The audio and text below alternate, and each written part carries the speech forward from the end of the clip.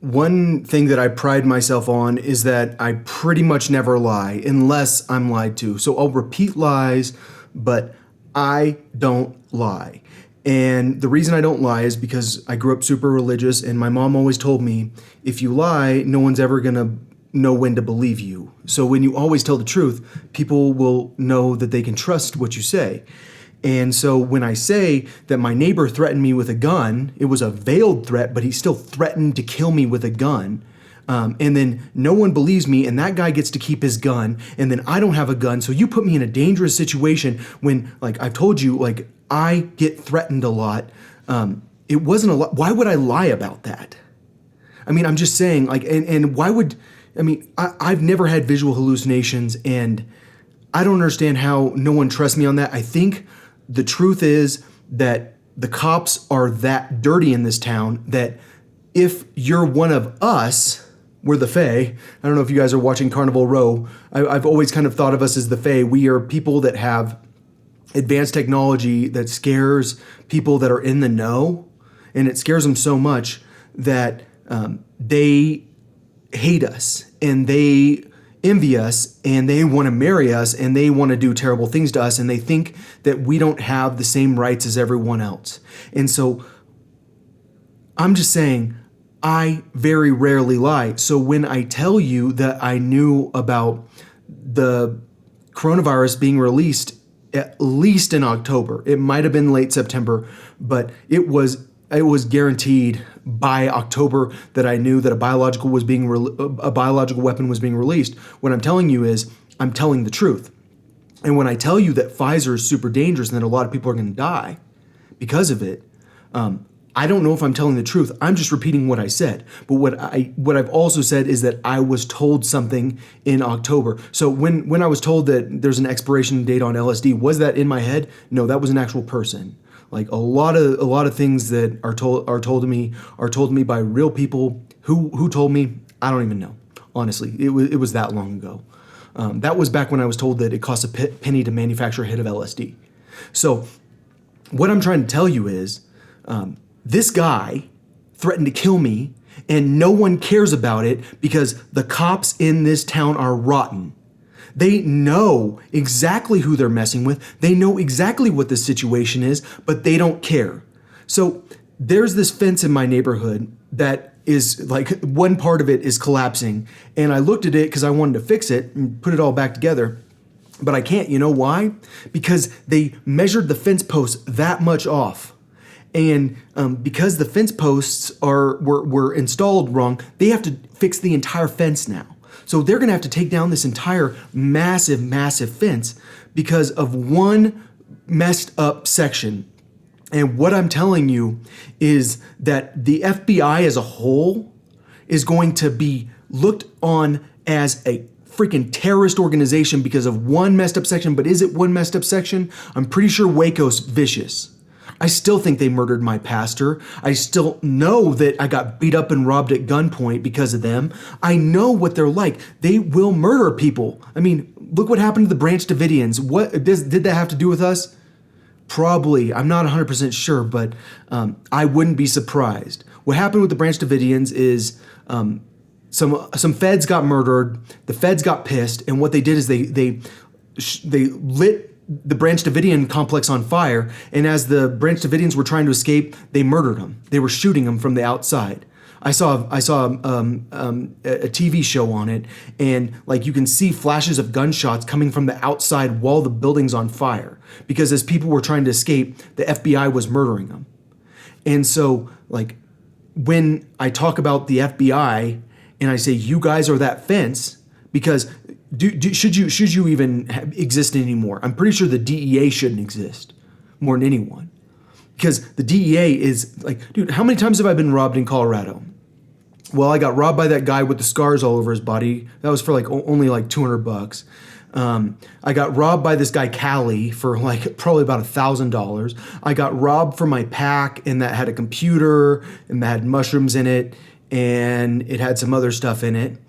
I got hit I mean, I don't know if Al from Manitou is a cop or if he's connected to the cops, but he ran into my car and he destroyed my guitar, which had sentimental value, and he destroyed my car, like he totaled my car. I don't know if he did it on purpose or not, but I mean, I'm not sure about that one.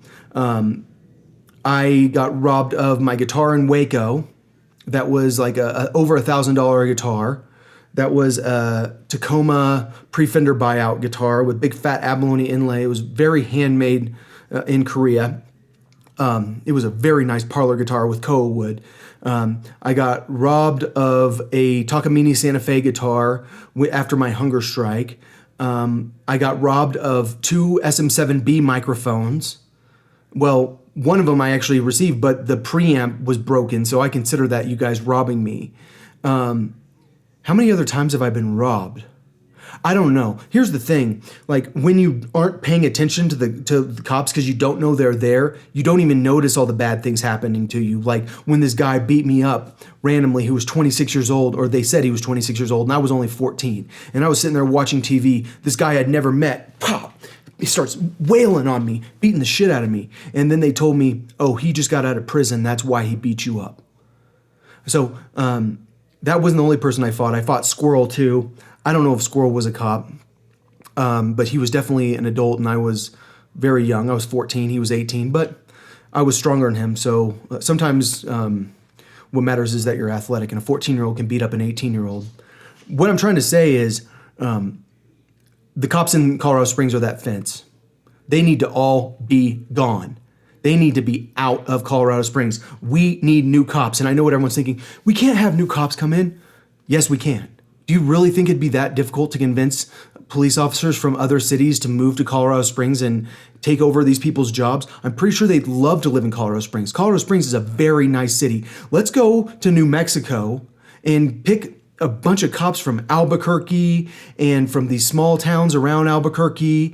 And, well, Santa Fe is a pretty nice town. They might not want to move if they're from Santa Fe. And let's pick cops from Texas. Let's pick cops from Abilene and Amarillo. All these towns that are like kind of, they're not the prettiest towns, but they're decent towns with good people there. Let's go to Kansas and go pick some people from Wichita and the surrounding areas, small town cops that are just nice people, and let them come to Colorado Springs. Fire everybody in the Colorado Springs Police Department. Every single person. Because what I'm telling you is that they don't protect everyone in Colorado Springs. They let this guy threaten me with a gun. They know it. And what they did was they lied so that I had to go to jail. And I mean, they put me in danger. And that's the thing. Like, you might not think that you're under surveillance if you're from Colorado Springs, but guess what? There's a good chance of it, and there's a good chance that someone's going to do something terrible to you at some point. Because once they get bitter, then they find ways to give you a bunch of traffic tickets. I'm going to give him a traffic ticket every time I have a chance. He's going 7 miles over, got him.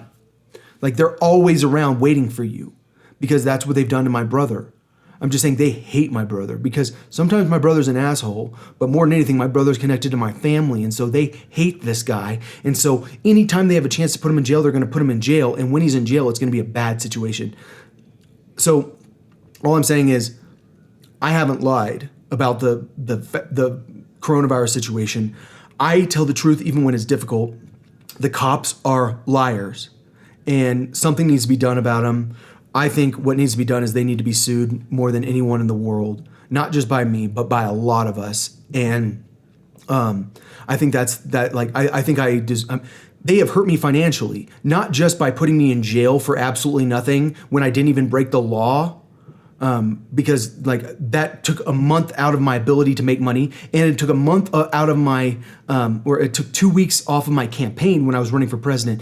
But I mean, and that's not the only time they've hurt me financially. The feds have hurt me financially because they censored my music, or censored my views on my music, which affects my ability to get a record deal or to get people that want to work with me. Because who wants to work with a guy who has 3 views on every song?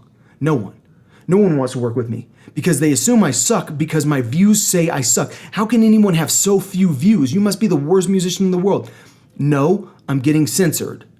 And so I think what we need to do is sue the police, and not just sue the police. Not just me. I think a lot of us need to sue the police. I need to sue Google also. I need to sue a lot of people. And I grew up in a family that doesn't believe in suing people.